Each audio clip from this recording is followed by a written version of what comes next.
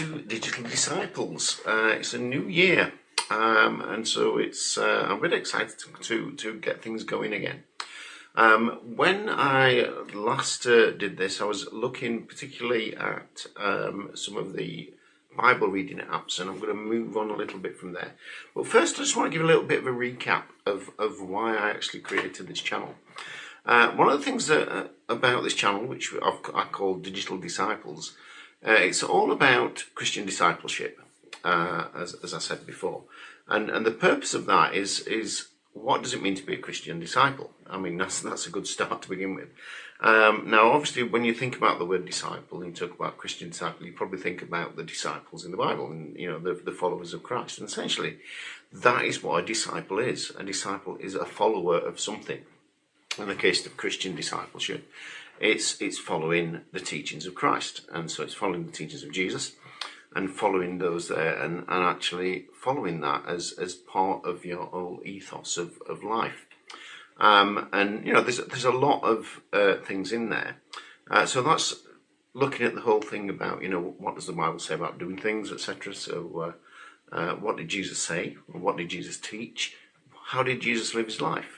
And as the base of that, we use what is written down within our Bible, particularly within the Gospels, Matthew, Mark, Luke, and John. But then there's also lots of other things to do with that. Is things going to a bit deeper of things like the later letters and the books of the New Testament. A lot of them written by Paul, some by some of the disciples, etc. So you've got lots of people who were followers of Christ, who were other disciples, then wrote their things down later.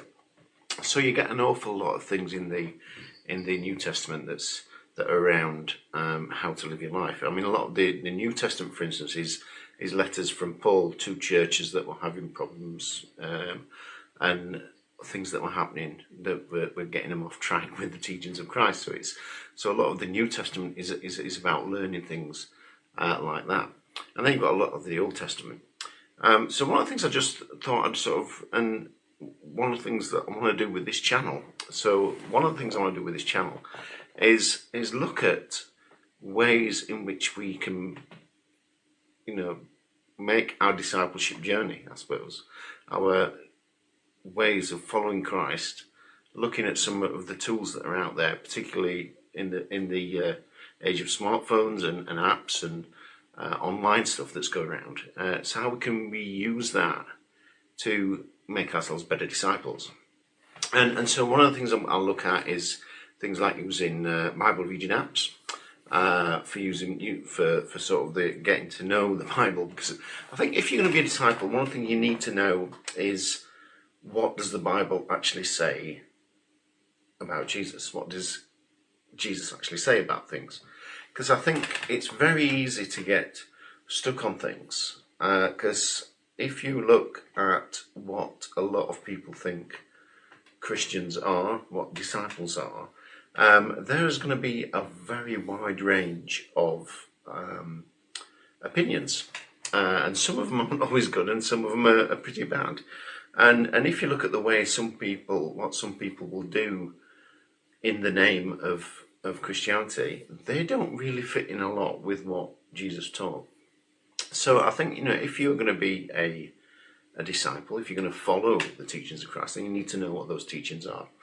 And so one of the things I kicked off with, and that's on some of the earlier videos I did, and I'll link to those down below. I talked about Bible reading apps, and basically apps and computer programs, etc., that can allow you to study what was actually written down about Jesus on there, but it's looking also in the New Testament, because a lot of the Old Testament and Jesus particularly is built on the foundation of the Old Testament. So I talked about apps and Bible reading apps for actually studying the Bible and actually finding out what it says. And the other part of that is that as disciples, we don't do it alone. You can try and do it alone, but one of the things that you'll have trouble with if you try and be a disciple on your own is understanding some of those passages that you're going to read. It's going to raise questions. And there's also going to be things of, okay, if I've read this, how do I live that out in my life now. And one of the ways to do that is to take part in this discipleship journey, take this journey through discipleship and into discipleship with other people. Because essentially, if we look back at the time of Jesus and with the disciples, it wasn't just Jesus and one disciple, it was Jesus and 12 disciples. And very often those disciples would do things together. There's some parts of the New Testament, in the Gospels, where it talks about those disciples going out to do things. And they did that in groups. They didn't do it as single ones there. So it's really important to have that connection with other people. So one of the things I want to be talking about is, how do you actually meet together? So how do you actually do that thing together? Now, the first thing you're going to think out is do you go to church? Is going to church, does that make me a disciple? Yes and no, to a certain extent. I think if you are a disciple of Christ, you're probably going to go to a church, or you're going to go to some sort of meeting. I mean, that brings the whole thing about what is church as well, I suppose. Church in its purest form is people who are disciples, people who are followers of Christ, meeting together. And that doesn't necessarily have to be in a big building. It could be in a home. It could be in other places as well. So I'm going to talk about how to actually meet together. Because I'm talking about digital discipleship, I'm probably going to actually be looking a lot at using meeting apps. So things like Zoom, Teams, Google Meet, all the various different ones that are on there. Because one of the underlying things I did when I was looking at this particular channel and doing this was because I tend to have a job that means that I tend to work away from home a lot, which means that the chance to actually meet together with other Christians, the chance I get to meet together with other disciples, other Christians, is very limited. I can meet together within a church, within a church building where I go on Sundays, but that is more sort of about worship and singing together. You go to church, you sing hymns or songs. You don't really have a chance to really talk about things and talk about your discipleship journey with each other. So one of the things that is something that I would definitely encourage for discipleship is actually meeting with other Christians outside of that church setting to actually just talk about faith, to talk about discipleship journey, to discuss things together, to sort of get to know to talk about the teachings of Christ and the teachings of the Bible and see how they apply there. How can I be more like Christ or more like Jesus within the real world? And so one of the things that's helped me in the last 8 to 9 years is that I have met together with a group of people online through Zoom initially, and then it was Google Meets, and I still do that now.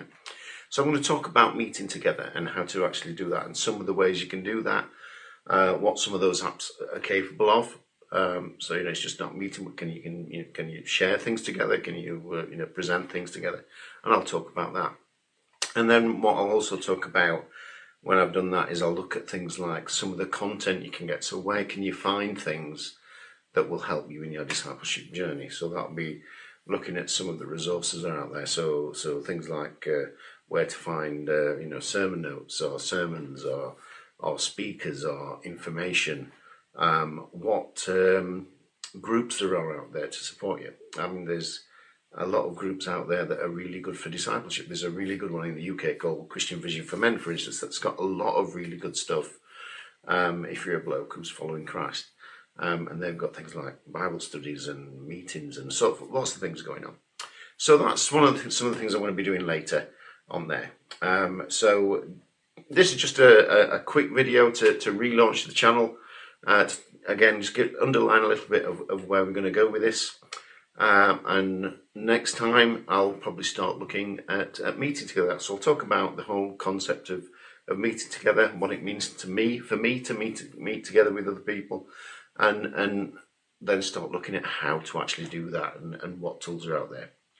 So until then, see you next time. Also, if you find anything that I'm doing here whether it's some of the old videos. If you find that useful, please do subscribe. Just like, at least just a quick like in there would be good, because then that makes me know that you like this content and stuff, that you're interested in what's doing there.